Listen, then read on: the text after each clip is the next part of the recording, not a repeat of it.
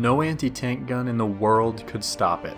Tanks of other nations would be left in the dust by its staggering mobility, and featuring some of the most advanced technology of its day. This is the story of the IS-7 and how a tank that succeeded at everything still failed to enter production. Throughout history, there have been countless tanks, all designed to kill. But not all have been a success. What happened to the ones that never made it, and why did they fail? My name is Konavark. Join me as we journey through time, uncovering failed projects and forgotten creations in Cursed by Design. Huge thanks once again to The Coldest Water for sponsoring today's video. I've been using my bottle they sent me while working on this episode as well as other upcoming videos, and I really like it. Not only does the insulated exterior keep your drink cold for over 36 hours, but it keeps the cup from sweating all over my desk, which helps prevent little puddles of water from ruining my source books with water damage. Help support this series as well as getting a high quality product backed by a 100% money back guarantee for the first year using the link in the description, and get 10% off your order with the code KONE at checkout. Now let's get back to the video. The IS-7 began its life at the very end of World War II. It began with 3 designs drawn up during 1945 known as Object 257, 258, and 259. Each featured a different power plant, but all would mount the 122mm D25 cannon. By the end of the war, an analysis of the strengths and weaknesses of these designs saw the creation of Object 260. With this, the tank that would receive the designation IS-7 was born on September 9, 1945, just 1 week after the end of World War II. The IS-7 was to receive the same pike nose style armor as the IS-3, with the thickness being increased to 150mm and a similar style turret, albeit much longer and more heavily armored. At first, it was expected that the tank would mount a 122mm gun like the initial designs, but due to that cannon not being ready in time, it was decided to use the 130mm S-26. Despite the massive armament in a relatively compact space, a fire rate of 6 to 8 rounds per minute was achieved thanks to an assisted loading mechanism which used a pneumatic system to ram the rounds into the breech after the loaders had placed the charge and projectile into position. The tank also was equipped with a total of 5 machine guns, with one 14.5mm above the barrel, 2 7.62mm mounted coaxially, and an additional 2 7.62mm mounted on the whole sides. To move this 65-ton behemoth, it was decided to use twin V16 engines to produce the power they were looking for, but when the idea failed, they created a new TD-30 diesel engine based off the ACH-30 aircraft engine. This allowed the tank to achieve an astounding 60 km/h top speed.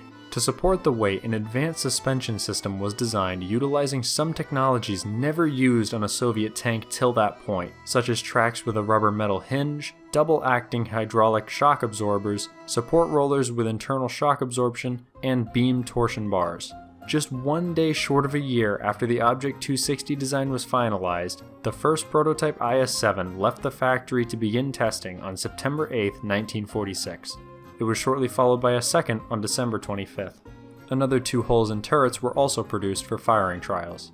The first of these prototypes performed well, managing to travel 1,000 kilometers during testing without major issues. The second, however, suffered issues after only 45 kilometers. The results of these tests were then used to improve the design. These improvements included widening the hull and lowering the silhouette of the tank by flattening the turret further. This is also when the tank received its curved hull sides. These changes increased the weight a further 3 tons to 68 tons total. To offset this weight increase, a new engine was installed which produced 1,050 horsepower. This thirsty beast was fed by its 1,300-liter fuel capacity, increased from 800 liters through the use of flexible rubberized fabric fuel tanks. These specialized tanks allowed the fuel to be stored along the curved side, as solid metal tanks would be difficult to produce and expensive, while also having the potential to crack from the vehicle's vibrations while moving. However, these would be blamed for the loss of one of the tanks when it caught fire and was unable to be put out, despite the fact that the IS-7 was equipped with an automatic fire extinguishing system.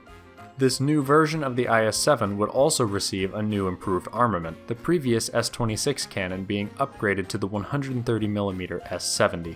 Along with this, the sights were improved and the pneumatic loading system was replaced with an electric one. Adding to its plethora of machine guns, another 14.5 was mounted on a tall mount on the turret roof. This gun was capable of being remote controlled, allowing it to be operated from within the tank. As if this wasn't already enough, 2 more 7.62s were added to the outside of the turret facing backwards.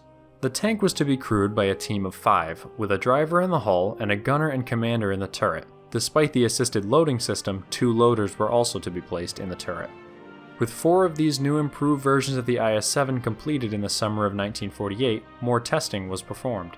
During the factory tests, it reportedly excelled, still able to attain its exceptional speed and also performing well cross-country. After these initial tests were concluded, they were then delivered to the state where the tank greatly impressed those who witnessed it. The chief tester of the USSR Ministry of Transport Engineering, E.A. Kolchitsky, wrote, "I was given a great honor. I received an offer to be the first to give movements to this wonderful tank.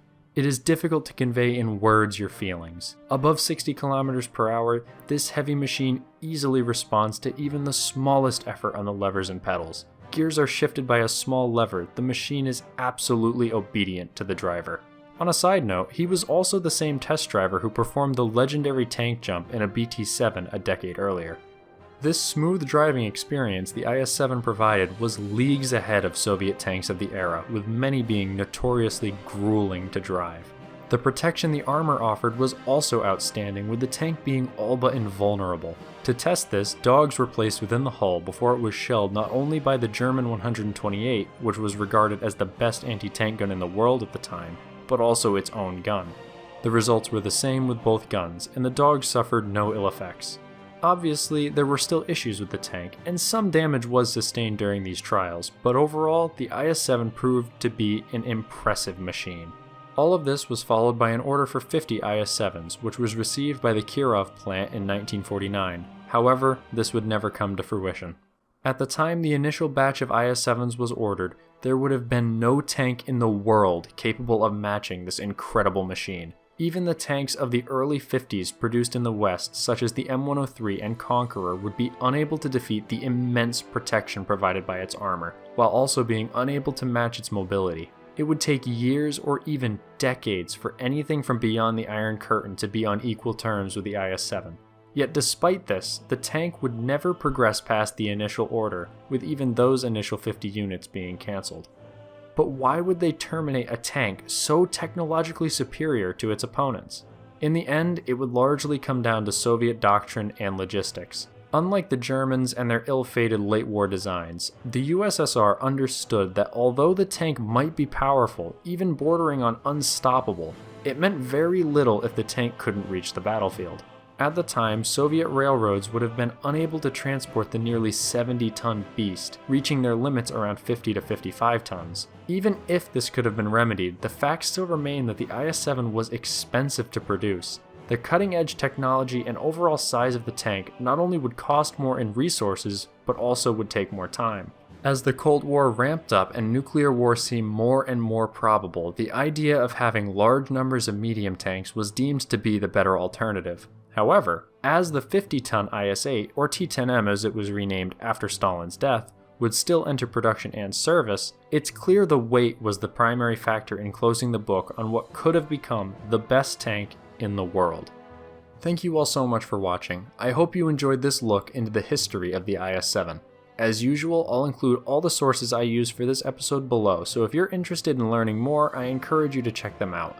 If you want to see more videos like this, check out the playlist that will be appearing on your screen any moment now. Since you clearly have an interest in Soviet war machines, I recommend starting with my video on the KV-2.